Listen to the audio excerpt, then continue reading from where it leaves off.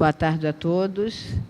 É com muita alegria que estamos aqui mais uma vez, né, embaixador, dividindo e compartilhando a sua experiência acadêmica e de vida com os nossos colegas, parceiros e visitantes, para discutirmos um pouco e refletirmos a respeito da escultura africana, arte de corte e arte de aldeia.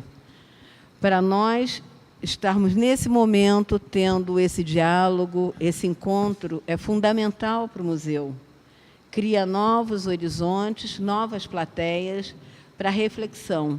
A sua última aula foi extremamente importante e nos ajudou muito a refletir, não só para mim, como diversos estudantes que estavam aqui presentes, conotações equivocadas que as pessoas faziam a respeito de determinados objetos.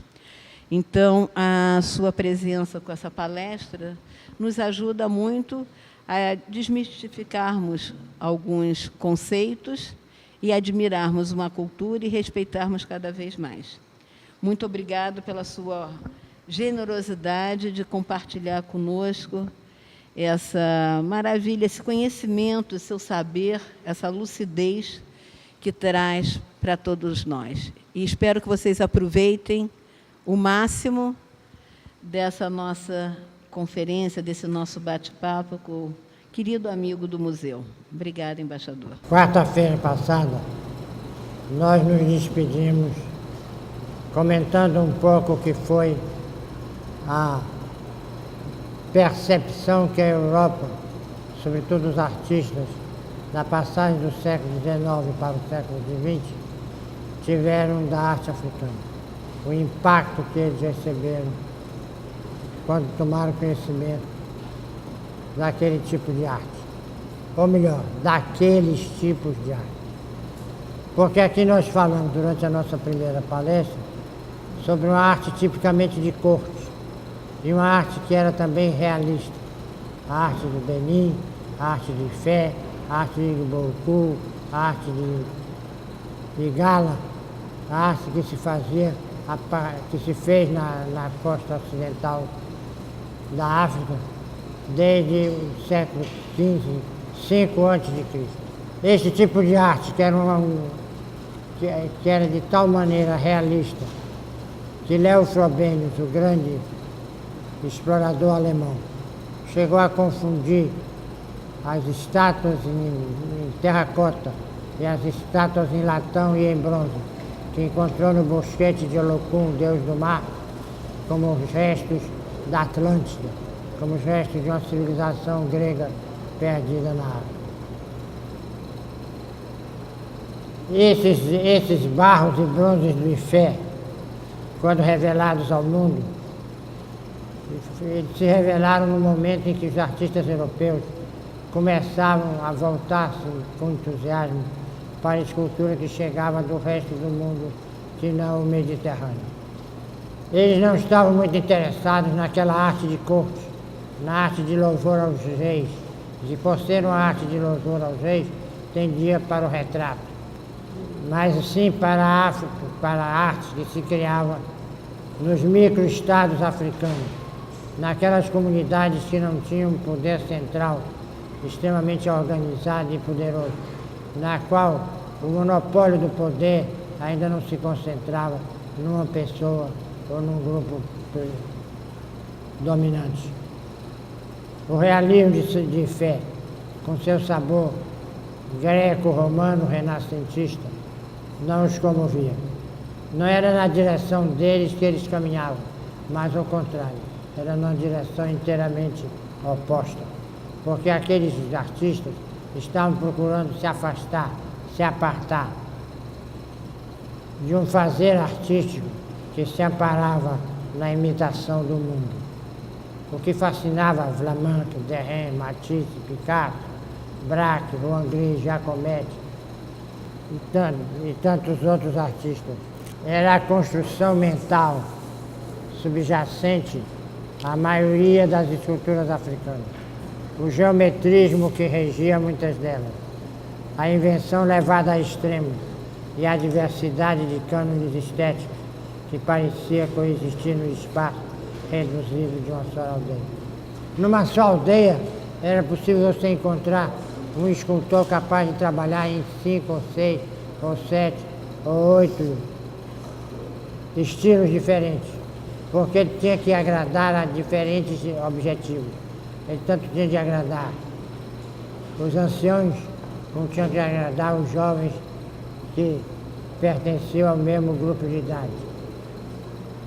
Ele tinha que agradar um grupo predominante, dominante que vinha de fora, um grupo guerreiro que se impunha sobre os agricultores e tinha que agradar ao mesmo tempo os agricultores que eram os senhores da terra, que portanto tinham contato direto e perfeito e completo com os donos reais do terreno, os que conheciam a terra. Já se escreveu mais de uma vez que a descoberta da arte negra teve um impacto sobre a arte europeia semelhante ao da revelação da cultura grega na antemanhã do Renascimento. Que a recepção da arte negra teria invertido o rumo que desde o impressionismo tomara a pintura e a escultura europeia. Desde o impressionismo que ela se voltava para a pintura da paisagem, para a pintura das cores. Mas ela era curiosa porque essa escultura africana, ela dava um novo sentido às lições de um grande impressionista que foi Paul Cézanne. Quer dizer, ela respondia aos desejos de Cézanne de montar a natureza de acordo com o esquema mental. Mas há quem pensa que não terá sido assim, que embora o que vinha da África tenha influenciado tantos dos artistas que fundaram a arte moderna, não provocou nelas mudanças de rumo. Eles apaixonaram pela arte africana porque nela encontraram fortes afinidades com seus projetos estéticos. Não estiveram assim por mestre, mas sim como por ideal e quase sempre por estímulo. Talvez tenha sido assim, eu não creio muito não, porque o mesmo argumento poderia aplicar-se aos que criaram uma nova arte na Florença do Quattrocento. Também estes surgiram em oposição ao que então se fazia, em oposição às regras e modelos do gótico tardio. Se já não experimentasse um crescente interesse pela imitação do corpo humano, nas proporções aprendidas pela atenção do olhar, provavelmente não teriam compreendido e abraçado o que tinham como ideais estéticos gregos, em tantos pontos básicos, contrários aos prevalecentes nos vários séculos de arte românica e gótica. Também Donatello, Luca della Robbia e Sansovino só estiveram de fato com a inteireza do olhar diante de uma estátua grega ou da cópia romana de uma estátua grega, depois que a sonharam, e por isso nela reconheceram o que pensavam que já faziam ou desejavam fazer. Na realidade, eles viram pouquíssimas obras da arte grega, e foi pela literatura que se beberam de antiguidade. Algo semelhante poderia ter se passado com os artistas jovens no início do século XX. Contam-se as esculturas africanas que puderam ver. Foram suficientes, porém, para que a partir delas procurasse adivinhar muitas outras e as fizesse modelos mentais. Eu escolhi 2 exemplos apenas para mostrar a vocês. Esta escultura de Max Ernst, um grande surrealista alemão, que chama-se A Cabeça do Pássaro. Ele, se não se inspirou, se não é cópia, é de inspiração flagrante da imagem que vão ver a seguir, que é um... Segundo, por favor. Aí está. Que é uma estatueta retrato de um pássaro, máscara de um pássaro, feito pelos Tutsi de Burkina Faso. Vejam que é a mesma concepção, o mesmo desenho, enquanto que um trabalhou com a madeira e fibra, o outro trabalhou com petal. Mas vamos a um outro exemplo ainda mais flagrante. Esse homem esbelto de Alberto Giacometti, que foi um dos maiores escultores do século XX, que é todo o movimento ascensional do corpo humano. Ele seguramente se inspirou nessa estatueta Nyamwezi, da Jamaica, da Tanzânia, que eu vou mostrar a seguir. Thiago, vejam se não é a mesma coisa. Eles foram mais do que influenciados, por exemplo, eles foram influenciados marcadamente pelo sistema de formas que eles viram nas esculturas africanas. E eu mostrei na conferência passada, na palestra passada, eu mostrei uma estátua Lobe de Burkina Faso, que está em toda a inspiração de Brancusi. Por favor. A esses artistas do início do século XX, deveu-se o haver em muitos dos objetos criados pelas mãos africanas, saída dos gabinetes de curiosidade e ganho às galerias de arte e de museu. Graças ao modernismo, incorporou-se ao nosso universo e o enriqueceu extraordinariamente todo um conjunto de tradições artísticas dantes desprezadas. Não mais olhamos para as esculturas que se veneravam e veneram nas aldeias africanas como mal acabadas, disformes e grotescas. Aprendemos a reconhecer nelas a inventiva criadora e o rigor na escolha das formas para impregná-las de força ou beleza.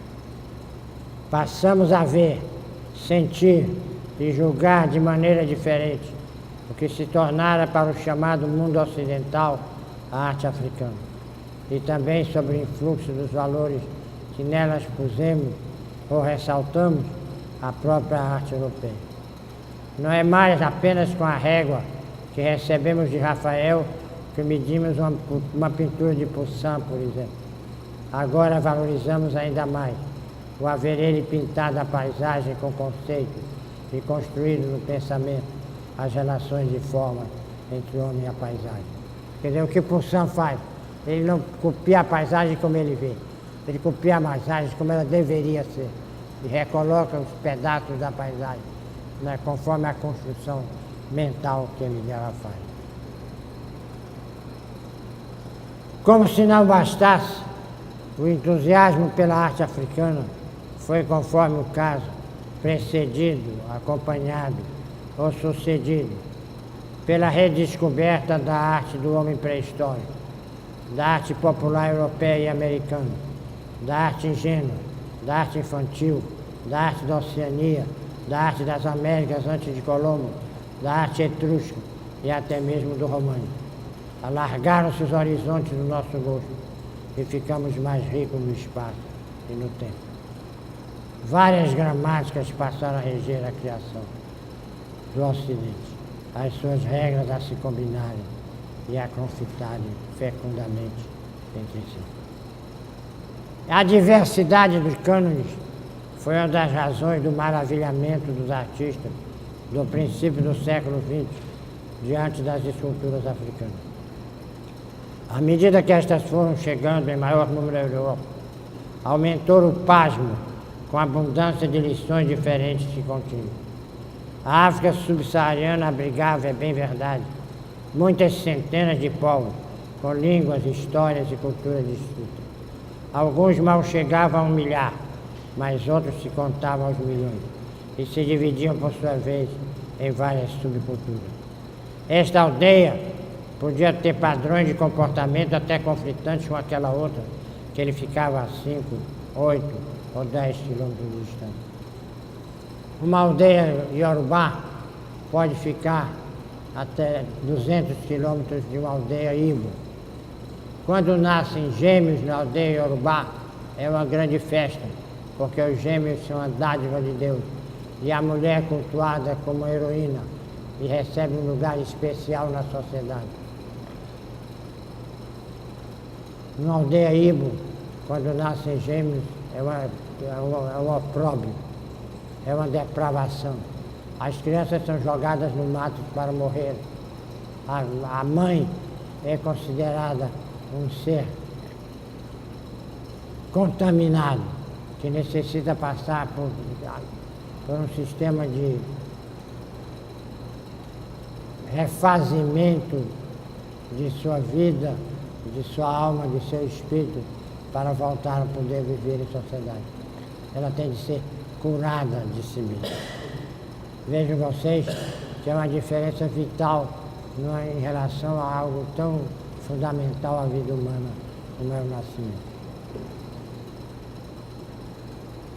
Dentro de um mesmo estado, ou microestado, não era incomum que os valores de vida e de modo de pensar e de modo de conceber a beleza do grupo dirigente, tido frequentemente por estrangeiro, diferisse daqueles que se apegavam os que lhes eram subordinados.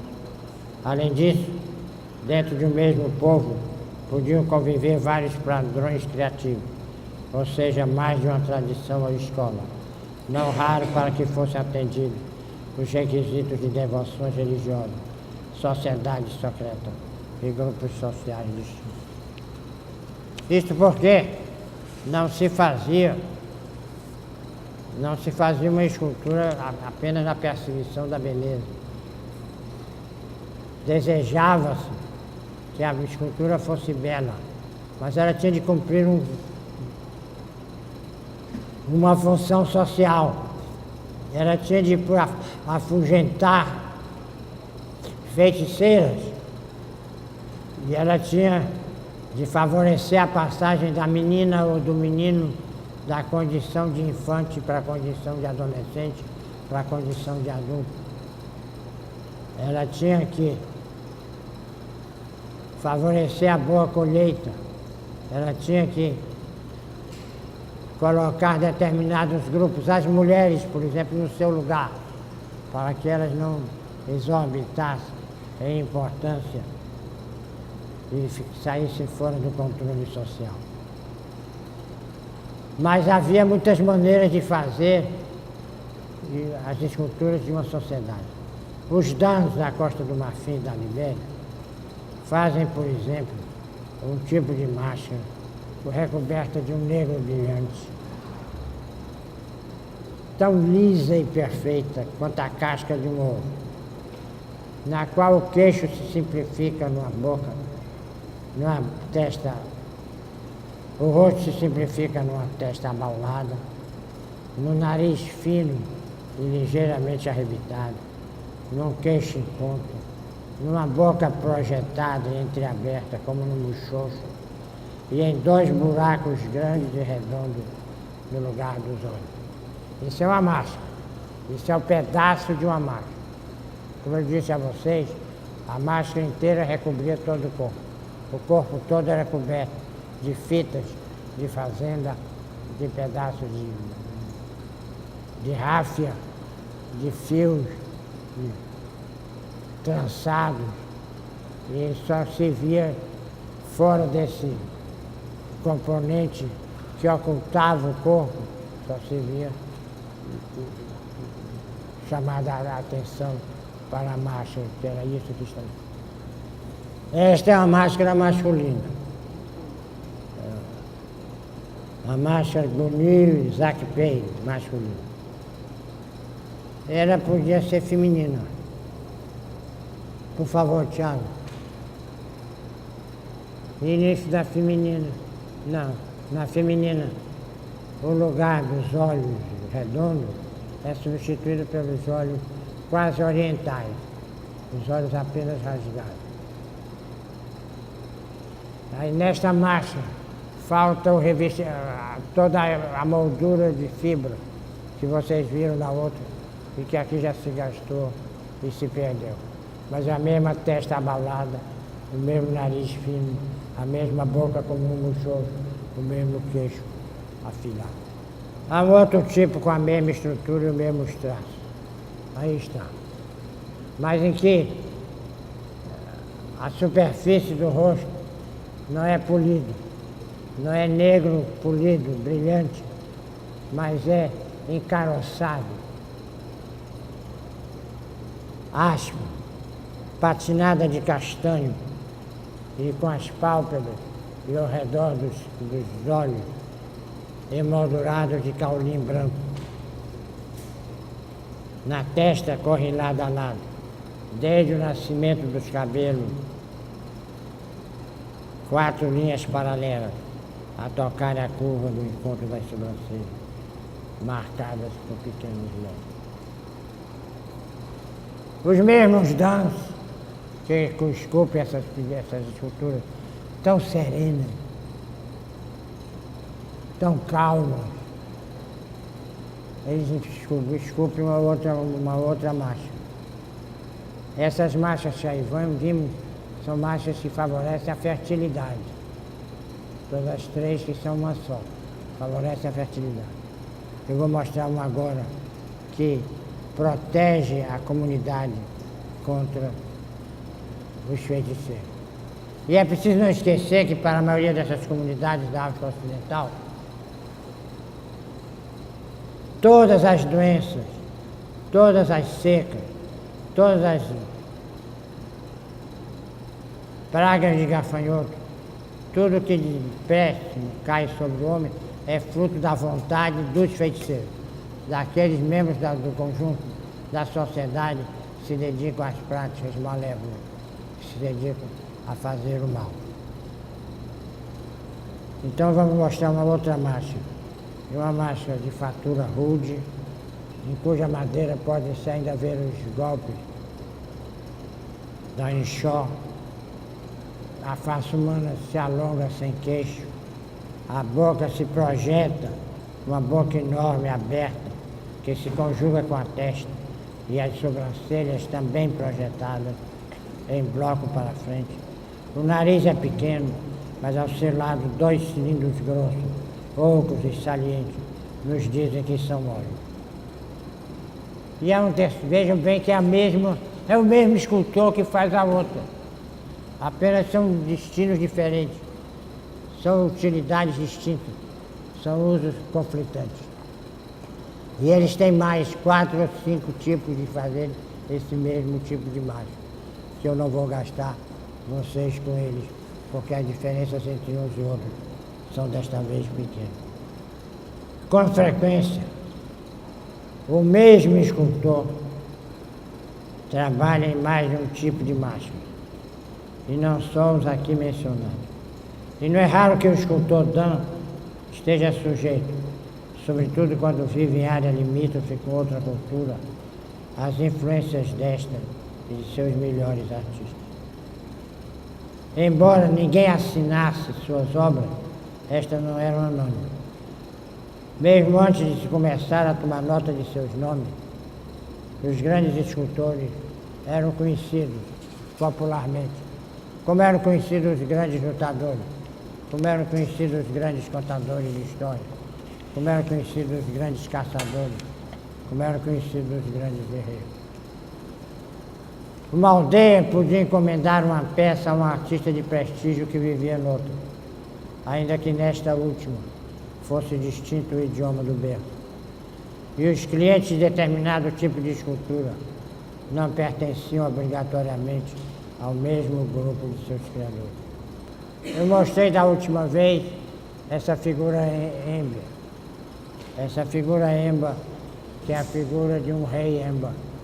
Está ali com as características, a barba passa piolho, a fronte ampla, o corpo reteso, como quem vai começar a caminhar, mas está imóvel, as omoplatas bem definidas. Aquele de costas, vejo o chapéu, a cruz enfeitada com uma espécie de cruz, vejo as costas dele bem marvadas, o espinhaço bem definido. Prestem bem atenção a esta imagem, porque agora vocês vão ver outra, de frente de perfil. Um aboio, que evidentemente foi por um artista que tinha outras concepções sobre a arte, mas se copiou o primeiro. Ou então foi o primeiro fazendo arte para um outro grupo que tinha exigência do corpo tatuado. Verifica, este corpo está inteiramente tatuado. Vocês podem ver, ele é inteiramente tatuado, de alto a baixo. Tem o mesmo passa-piolho, a mesma sobrancelha esticada, o mesmo tipo de testa, o mesmo tipo de posição de quem vai começar a caminhar. E vamos vê-lo de costas. E aí está a mesma coisa que o outro, com a espátula bem marcada. É claramente uma escultura. Ou que a escultura Eba influenciou a escultura Boio. Os dois vivem a uma distância de 300 quilômetros mais ou menos, ou foi um escultor de uma que foi trabalhar na outra. Era, aliás, comum. Hoje sabemos que escultores viajassem de aldeia em aldeia a oferecer os seus serviços. E muitas vezes um escultor danco ia trabalhar para o cenufo. Ele tinha de fazer uma estátua cenufo, mas ele fazia uma estátua cenufo com as técnicas danco, que eram as técnicas que ele havia aprendido. Então a estátua tem algo de danco e tem algo de cenufo. Um artista, além disso, um artista que numa viagem visse uma boa solução para um tipo de escultura, distinta do seu, podia ser tentado a importá-la, adaptando as regras a que estava obrigado. Se queria que, no caso de uma máscara, esta cumprisse a sua função de divertir, harmonizar, confirmar posições sociais, impor a ordem, estabelecer a comunicação entre vivos e mortos, combater o mal, atemorizar, penalizar ou punir. Não esquecer nunca que eram as máscaras que ocultavam os membros das sociedades secretas para impor a ordem em certas comunidades, para agir como polícia em certas comunidades. Tampouco se esqueça que certas peças e certas ideias e certas crenças viajavam de uma cultura para outra, sobretudo entre aquelas que eram vizinhas. A impregnação podia ser tão intensa que certas máscaras G dos iorês possuíam um tratamento plástico semelhante ao das máscaras Gu dos Gorô. Esta é uma máscara Gu dos Gorô. Verifiquem que ele primeiro fez uma pátina negra, sobre essa pintura negra ele fez uma pintura vermelha, depois fez com que ficasse extremamente brilhante. Então essa é uma máscara Gorô, de fino modelado, delicadeza de traços e volumes, realçadas por uma pintura que podem superpor várias cores. Agora vamos ver uma máscara Yauré. Por favor, segue o mesmo estilo, é feito por um grupo próximo do Gorô. A testa é abalada, o nariz afilado, as narinas delicadas, as pálpebras baixas das duas. A boca que está aberta e mostra dentes pontudos e cerrados. As peças Gorô, que são aquelas primeiras, atrás, por favor, Tiago. Volta atrás. O rosto mais estreito e alongado do que os Yaurês. Passa para a seguinte. Já os Yaurês mostram quase sempre uma bordadura dentada a envolver a máscara. E seus tocados são mais elaborados, com chifres de búfalo, antílopes e animais imaginários, pois o que não se passa com as máscaras do outro representa um rosto humano com atributo próprio dos animais selvagens. Isso é muito comum nas máscaras africanas. É que você ligue ao ser humano um animal que é que está no seu princípio e que o protege.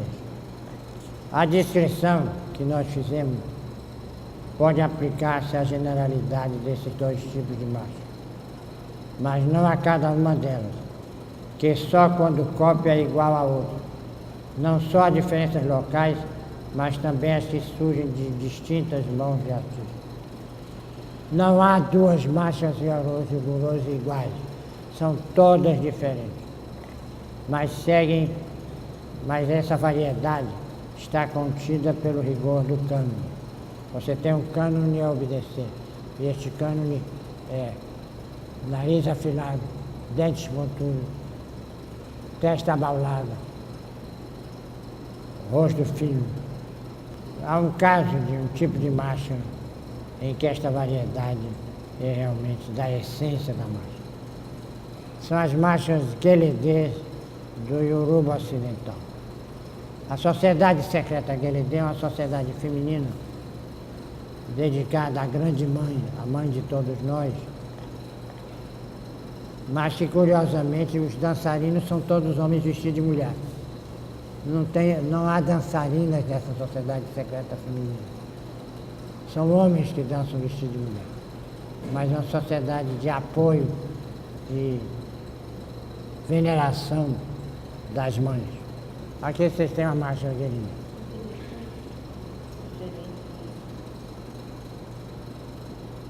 Ela tem seu quê de naturalista. Elas têm um modelo que pouco se altera, a fronte fugidia, os olhos amendoados e salientes, com as pupilas fechadas, furadas, como as pupilas de inox. Aí vocês veem inox. Vocês veem que eu mostrei da última vez. O nariz chato com as narinas abertas, os lábios grossos e o queixo, que embora breve, sugere prognatismo. Na face, há escarificações, horizontais ou verticais, as últimas a se repetirem algumas vezes na testa. Sob esta cabeça estalhada, segundo as regras tradicionais, os artistas desataram e desatam livremente a imaginação. E, em muitos casos, o humor, a irreverência e a sátira. Vejam esta. Isso é outra marcha guerreira. E elas são feitas de um só pedaço de madeira, não há nada aí colado. Nesta tem um conjunto de volumes. A imitar o elaboradíssimo penteado. Outra imagem carrega uma espécie de bandeja, com caçadores a perseguir leopardo. Uma outra, um grupo de mulheres a pilar inhame sobre um grande terreiro. E não faltam as que sustentam bandos de aves que se preparam para voar, ou papagaios cinzentos no alto dos seus puleiros. Tudo pintado com tons pastéis e em cores vivas. As marchas de Eredê são feitas pelos Yorubás. E os Yorubá também é esta estátua da mãe com a criança, que é uma estátua espantosa. As imagens estão com os olhos fixos no mistério e todo o corpo retesado numa quase imóvel concentração. Vejam isso, que maravilha. Ela está com a criança nas costas, como é costume levar, e outra criança entre os joelhos. Raríssimas vezes, como na arte urbana, a arte aproximou-se tanto do espírito, quanto desta escultura densa e provocante. Nela parece concentrar-se o cerrado esplendor das forças do mundo. Veja esse Oxê de Xangô. Que coisa extraordinária que é isso. Peça única. A parte de cima não está colada lá de baixo. É o mesmo pedaço de madeira. Há uma fúria de vida nessas imagens paradas, como se fossem mover-se, e que nos contam de uma cultura em que o sagrado e o profano não se distinguem. Veja este grupo de figuras com um cavaleiro. Veja o tamanho do cavalo, e o tamanho do cavalo não está desproporcional, porque os cavalos, nesta área, antes da introdução do cavalo vindo da Europa, eram cavalos muito, muito pequenos, quase pônei. Olha isto é um poste de sustentação de varanda. As varandas desciam para ficar muito baixas, acabavam ficando a 2 metros de altura na sua abertura. E eram sustentadas por postes lavrados, como este, esculpido, com diferentes cenas.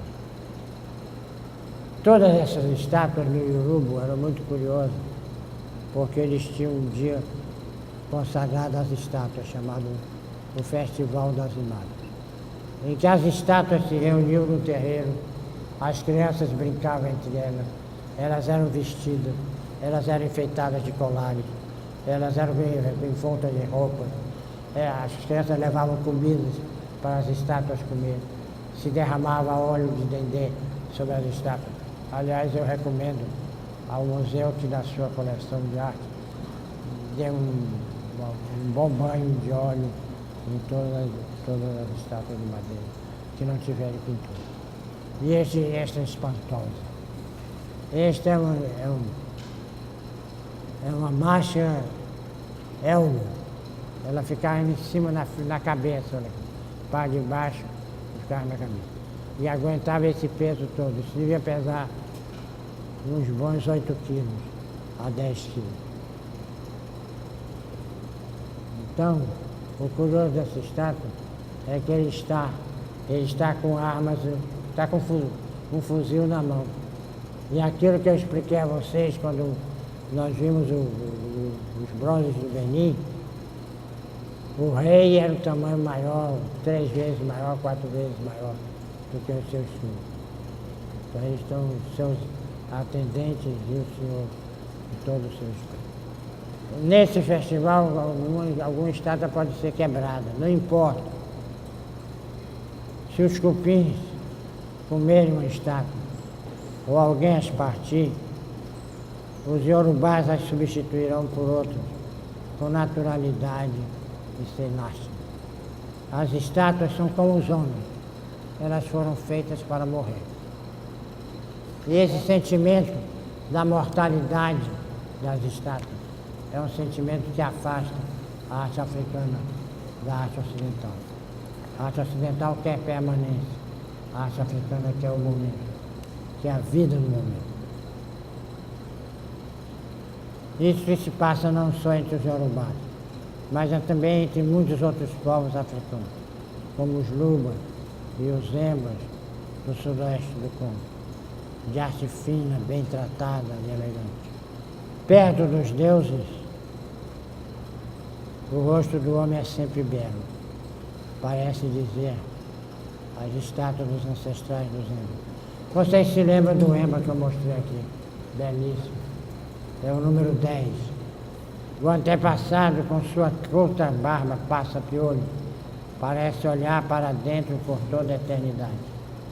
Mas nessa nossa visão de ocidentais, deles não se ausenta uma certa melancolia, como se tivesse saudade da vida.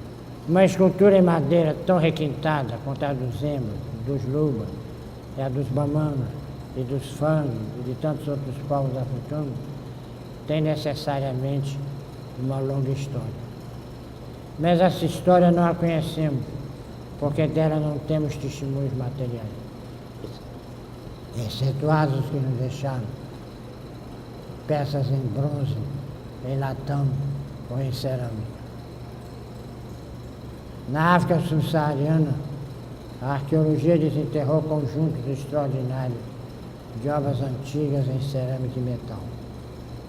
Já os exemplos em madeira, com mais de 150 anos, são pouquíssimos. A umidade, as térmicas, o fogo, os estragos do uso e do tempo não lhes deram trégua.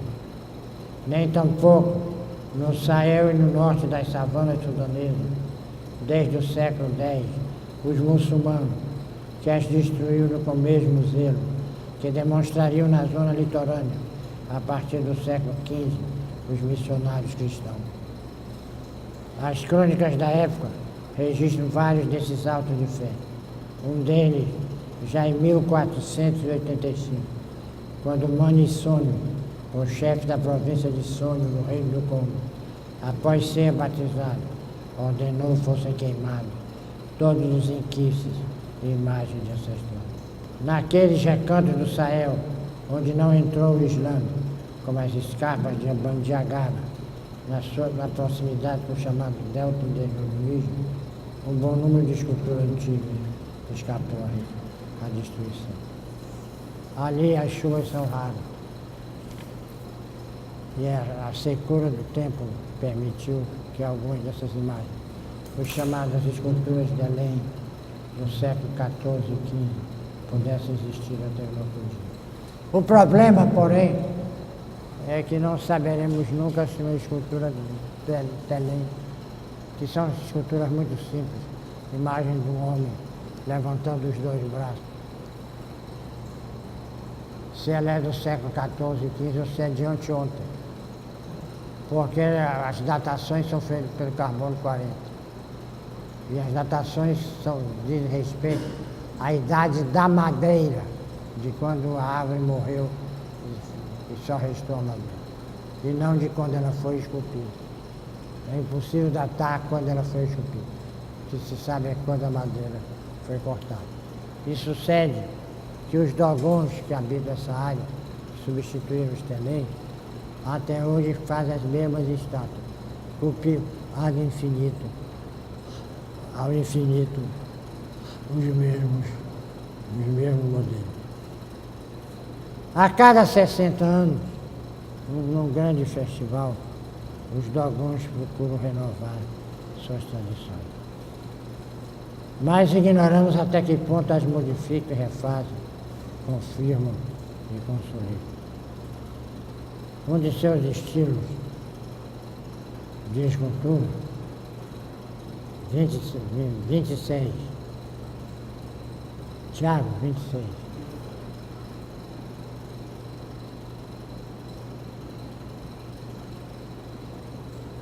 Essa é a escultura em madeira, além dos telês, uma das mais antigas que conhecemos. É do século XV, está no Museu Americano. E por que sabemos que é da cidade? Porque ela apresenta as mesmas características, além da datação do carbono 40, ela apresenta as mesmas características de algumas estatuetas em terracota que foram encontradas no delta interior do Níger. O rio Níger é muito curioso, porque ele nasce perto do mar, faz uma enorme curva e vai cair no mar mais ao sul. E no meio dele, próximo ao deserto, ele tem o que se chama delta interior do Níger, que é uma área inteiramente como se que o rio se fragmenta em numerosos rios pequenos, que formam uma espécie de delta, que depois vai se compor na continuidade do rio.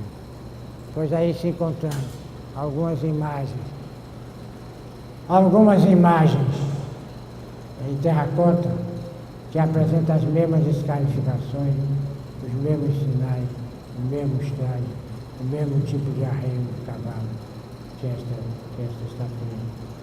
Tudo carbono 40 dado no século XIV ou XV. Com os poucos fragmentos que nós conhecemos,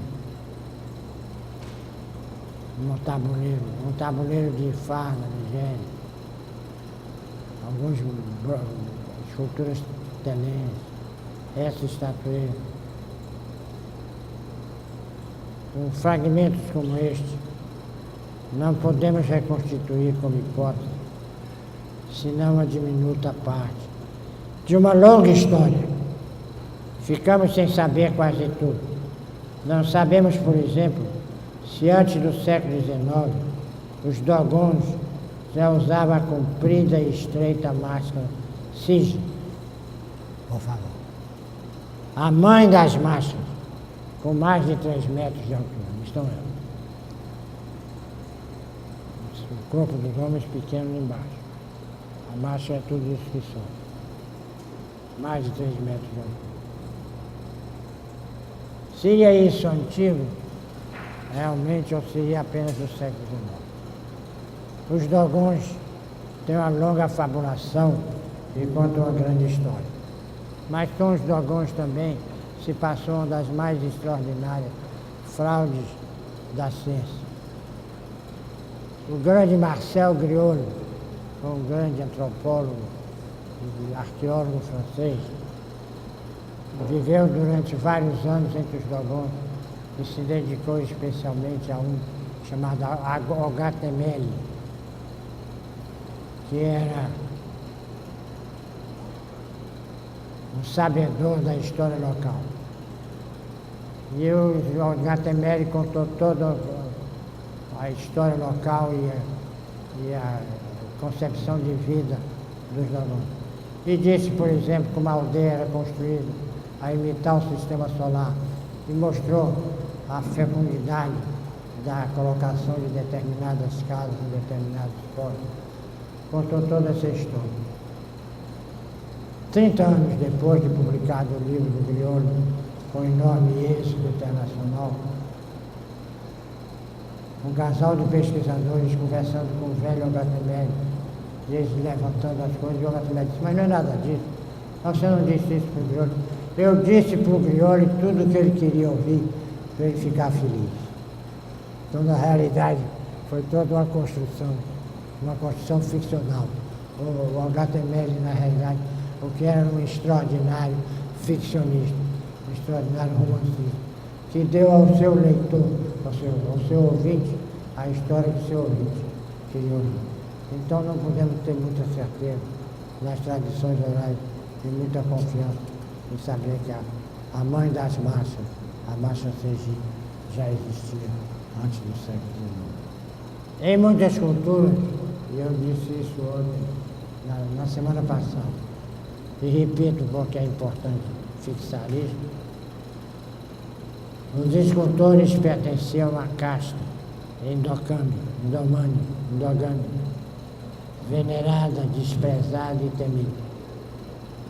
Como os ferreiros e os griots, que eram ao mesmo tempo poetas, historiadores, jograis e músicos, ocupavam um espaço quase fora da sociedade, por causa do poder que detinham, um poder sobrenatural, que se tornava evidente ao transformarem o solo laterítico em instrumento de vida, ao fazer imagens com as árvores que abrigavam o espírito, ao mudarem as formas do mundo e até das pessoas, uma vez que entre vários povos eram ferreiros os que circuncidavam os rapazolas, e suas mulheres oleiras as que cortavam o clitóris das meninas.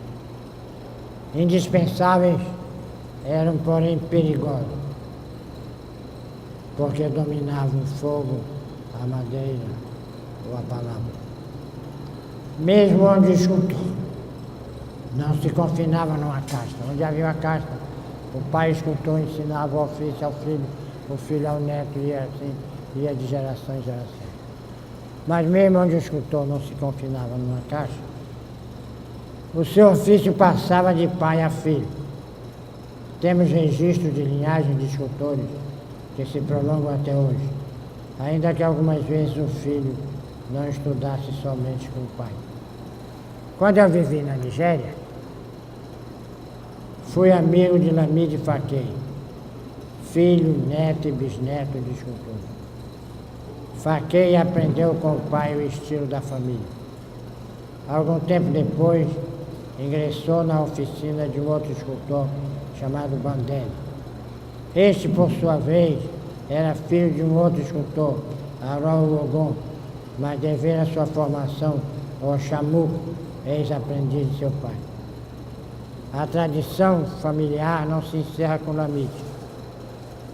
Formou ele os sobrinhos, 3, que trabalham no seu estilo, um estilo que nas mãos de cada um deles assume características individuais. Na oficina, o jovem não aprendia apenas os segredos da escultura monóxima, isso é, da escultura feita com um só pedaço de madeira. Aprendia as regras rigorosas da tradição, de uma das diversas estirpes, às vezes contraditórias, dessa tradição. Elas mudavam essas estirpes de umas para os outros, mas deviam seguir determinadas regras que eram comuns. Assim, entre os bamanas, esculpem-se máscaras femininas, siwara, sempre com um filhote de pé nas costas do antílope. E desta maneira se esculpirão para sempre. Aí está uma máscara feminina, siwara, e outra, duas máscaras. Vejam que sejam extremamente distintas como estilo. Volta atrás, por favor, Tiago.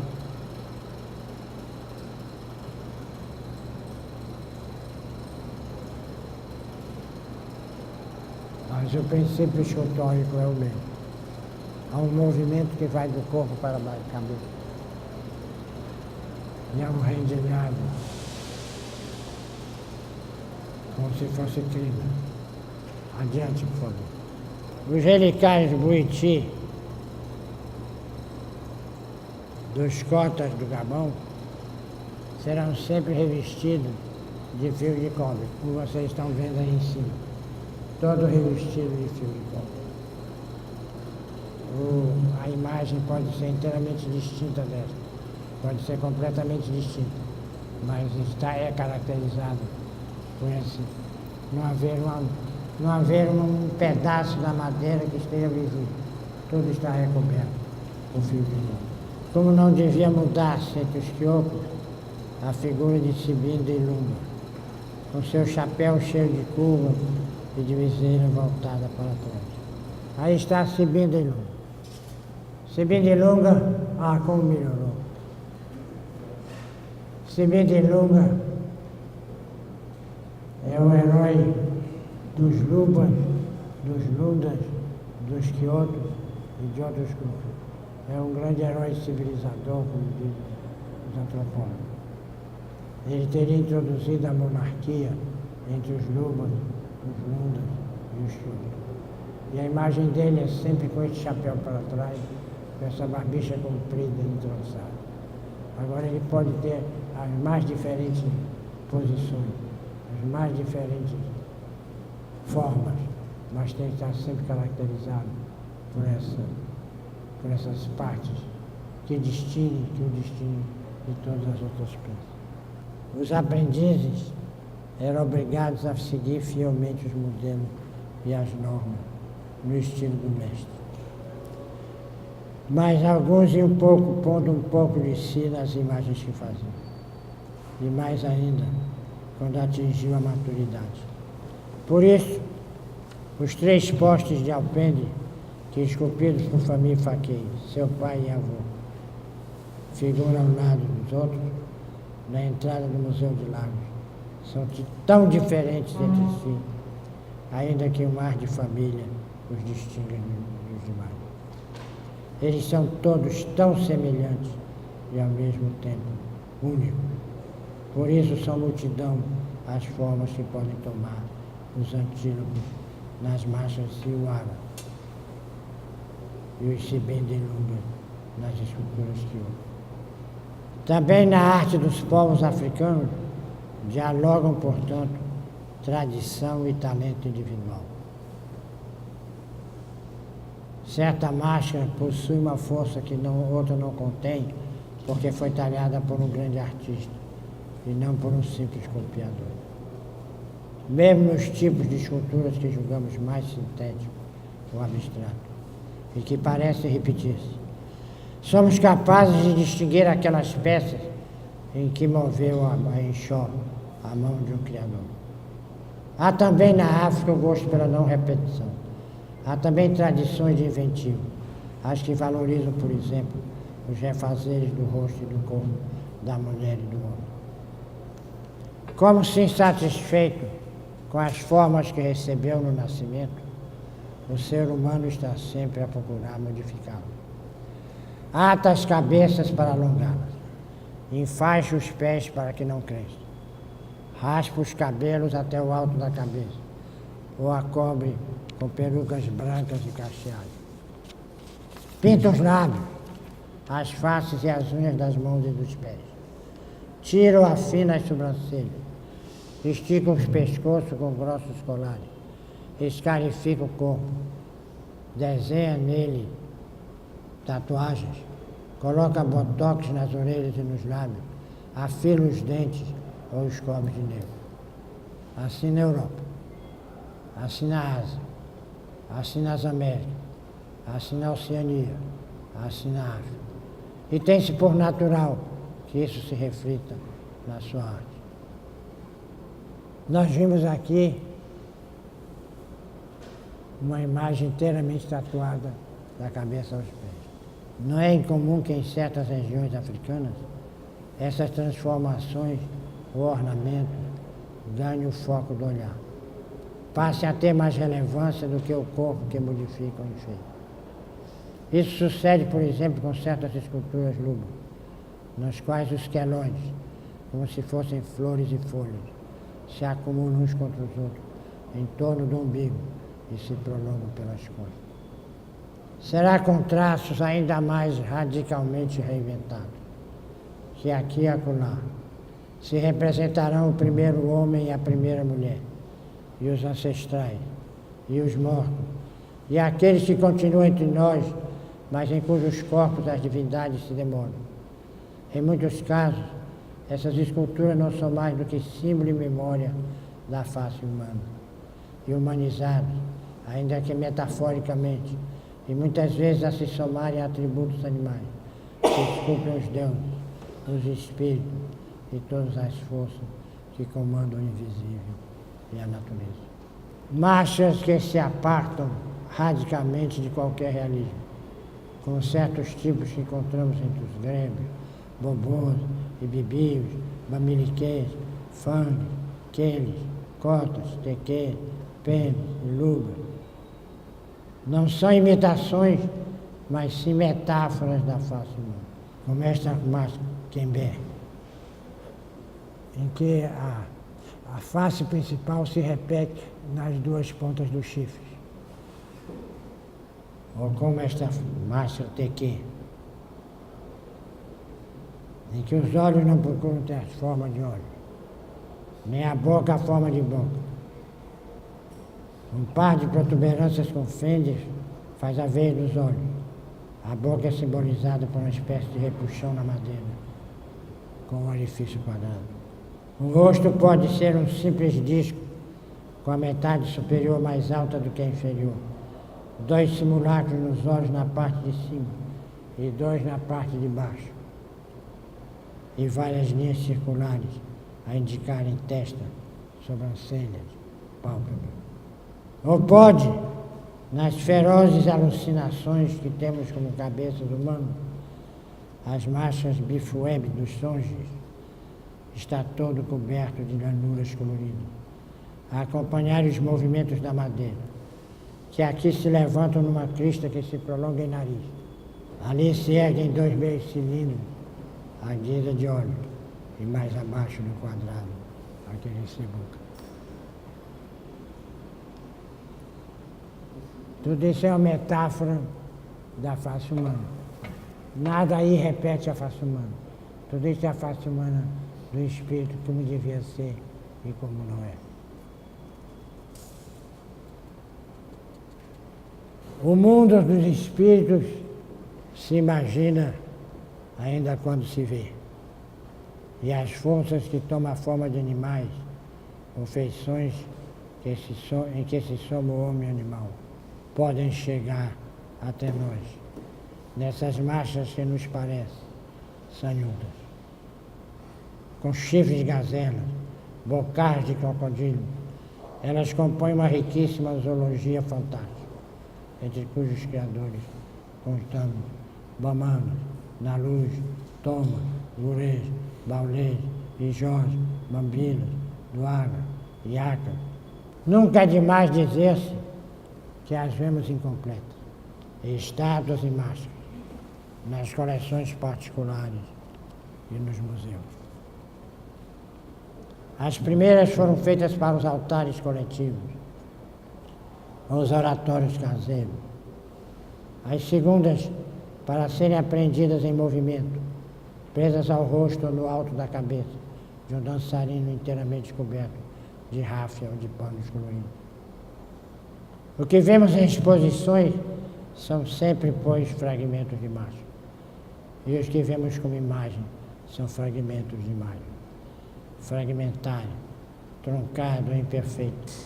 É quase sempre, porém, a nossa recepção das obras de arte do passado.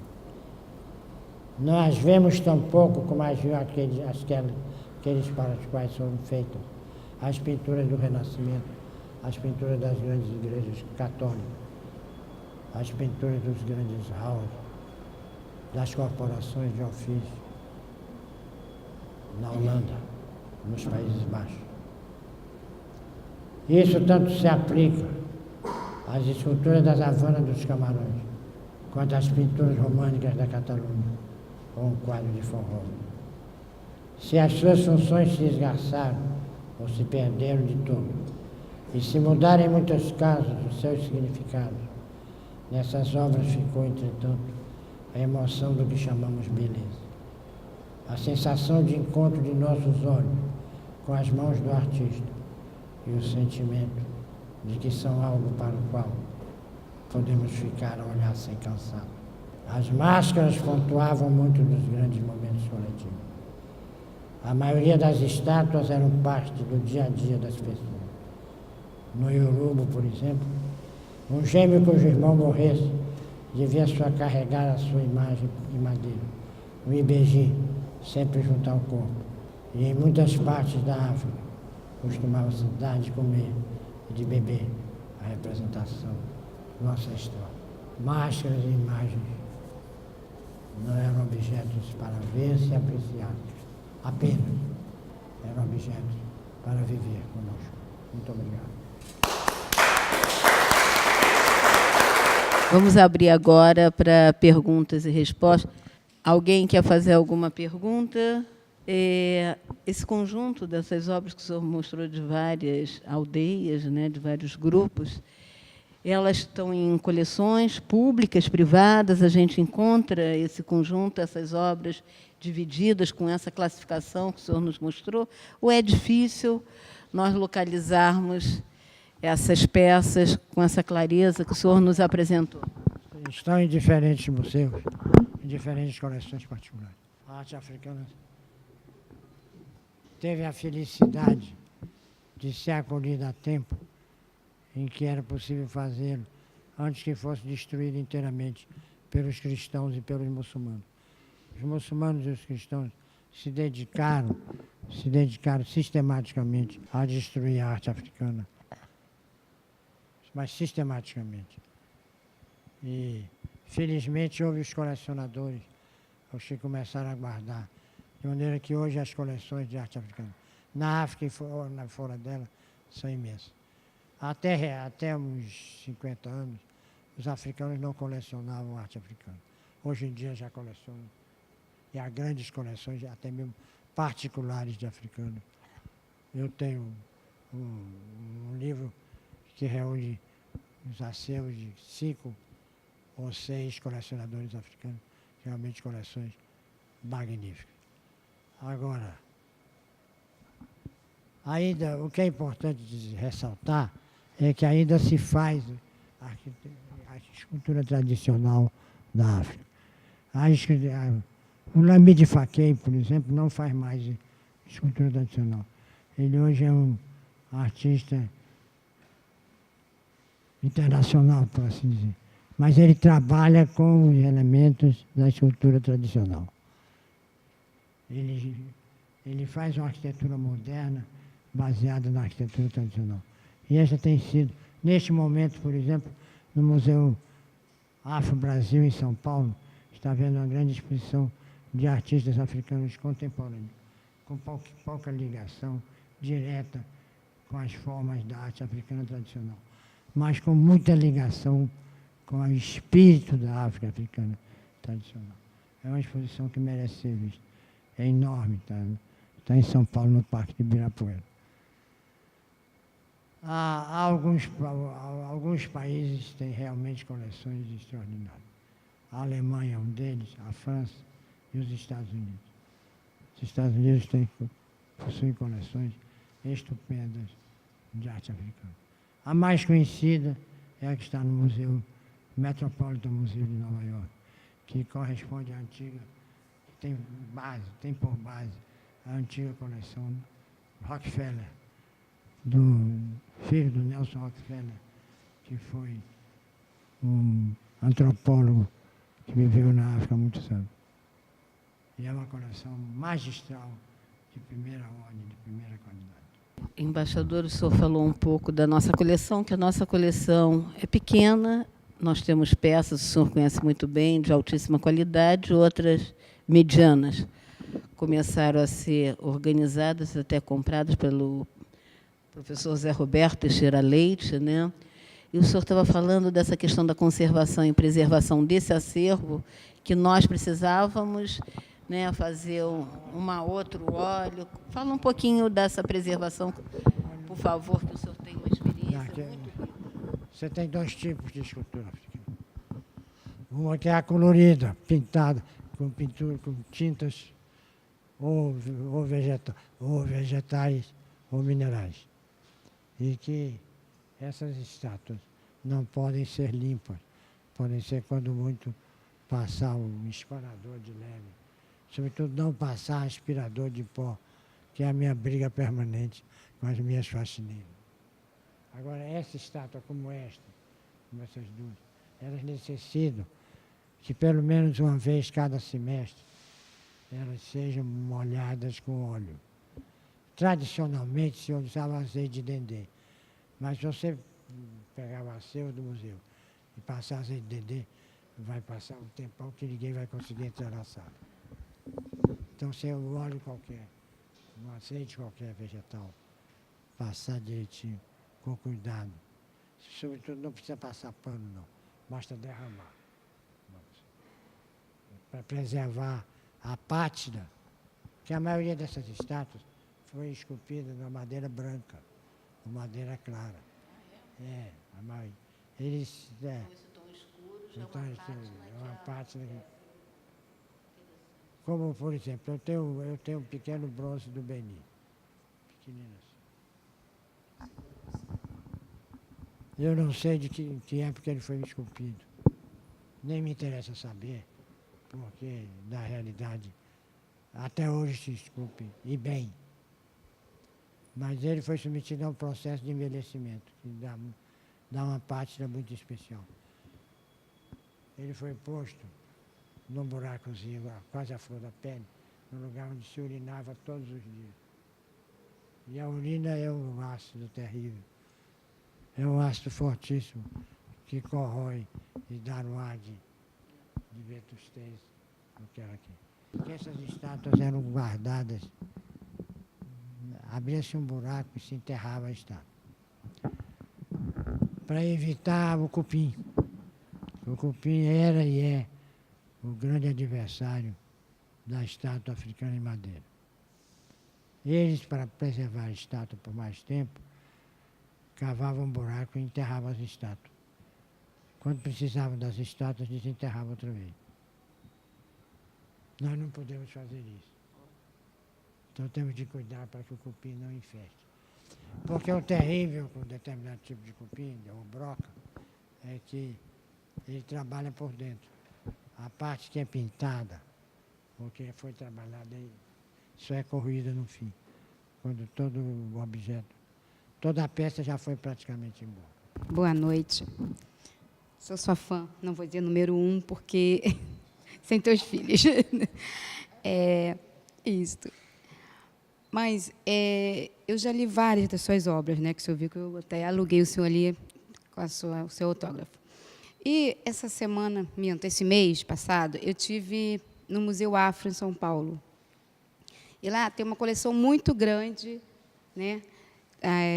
Sobre essas máscaras, né? As esculturas sobre a África. Aí o senhor poderia se entender por que aqui no Rio não tem nenhum? Pelo menos que eu saiba, não. O que acontece é que aquele museu é obra da vontade de uma pessoa que quis fazer o museu, se dedicou a isso, sacrificou os seus projetos de criação pessoal, que eram muito bons. O Emanuel é um dos excelentes escultor, excelente pintor, que se dedicou inteiramente a construir aquele museu. E ele, como fez uma coisa séria, ele recebeu muitas doações de peças que as pessoas tinham em casa e que levaram para lá. Eu mesmo doei para lá, para o museu, um traje de chefe e de mulher de chefe, que o Obá, o Onid, o Alafim, que o Onid de Fé me deu de presente e a minha mulher. Todo bordado a ouro, maravilha de trás, está lá no Museu Afro. Outra perguntinha. Em relação no continente africano, nos países africanos, existe esse tipo de museus, né, específico com a escultura, com a arte africana?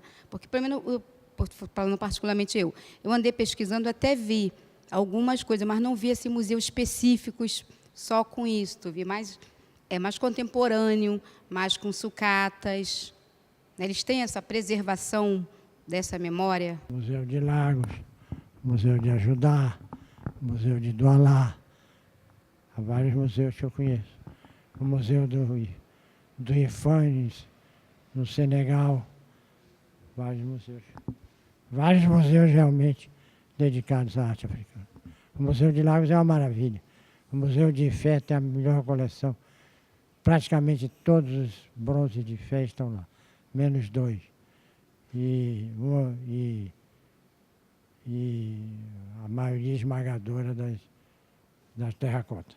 Fica aqui o nosso compromisso, né, com o embaixador, que a gente já vem conversando já há uns 2 anos, ele está revendo a nossa coleção, da gente marcar um novo encontro, a gente fazer, não tem como nós fazermos um museu de arte africana, contando a cultura, a história, porque a nossa coleção é pequena, heterogênea também, né, temos altos e baixos, mas nós temos um projeto de ver, ele já andou visitando, e ver se a gente consegue trabalhar alguma coisa para, dentro de um ano, pelo menos uma sala, ou a consultoria, todo o trabalho e a experiência do embaixador, a gente traz. Eu aconselho que vejam no Museu Nacional, na Quinta da Boa Vista, a sala que foi feita com material africano que havia no museu. Esse material é, sobretudo, material de uso doméstico, material de cozinha e mesa, e de agricultura, mas tem algumas peças muito importantes. Tem 2 peças extraordinárias que só existem lá em todo o mundo. Marisa de Carvalho Soares fez um excelente trabalho, restaurou, compôs 2 salas magníficas sobre arte, sobre África, objetos africanos no Brasil. E tem lá 2 peças que são extraordinárias. Uma é o trono de rei, que a Dom Donzão mandou para Dom João, quando Dom João foi entronizado rei. E outra é uma bandeira de luta branca, com os apliqués, os aplicados em desenhos cortados na fazenda, mostrando a execução de prisioneiros de guerra. É uma bandeira maravilhosa, é a única, a mais antiga bandeira que se preserva do Dalmério. E a cadeira é uma das poucas, talvez haja 2 no mundo, cadeiras reais. Porque as outras que estão no Museu de Abomey foram feitas recentemente. Foram feitas há menos de 50 anos pelo rei Agoli Agbo, mandou fazer para substituir as que pegaram fogo quando da invasão francesa. Houve a invasão francesa, o rei Bianzin, para que as cadeiras que tinham toda a força do reino não caíssem na mão dos franceses, mandou queimar todas elas. Agora, a que veio para Dom João, cadeira real que o rei Dalmé mandou para Dom João, era uma cadeira autêntica, feita na época, cadeira de rei, para um rei que era um rei brasileiro, era um rei português. Era um rei português que recebia a cadeira, digamos assim, o símbolo do poder real, o símbolo do poder autêntico, na cadeira que o Dodozan mandou para ele. Então, vamos marcar uma visita. A senhora já está anotado para a sua pesquisa. Alguém tem mais alguma pesquisa, alguma dúvida? O Museu Nacional Boa Vista, hein? Quinta. Quinta da Boa Vista. Na Quinta da Boa Vista, que a senhora pode ver essas duas peças que o embaixador comentou. Embaixador, querido, super obrigada. É um privilégio e agradeço a sua generosidade em nos ajudar a compreender uma cultura tão distante e pouco falada, embora hoje, já com a questão da Secretaria de Cultura e Educação, estão trabalhando num projeto de integração para as aulas terem uma disciplina a respeito da história e da arte africana. Meu muito obrigada a todos vocês e, em especial, abraço ao embaixador.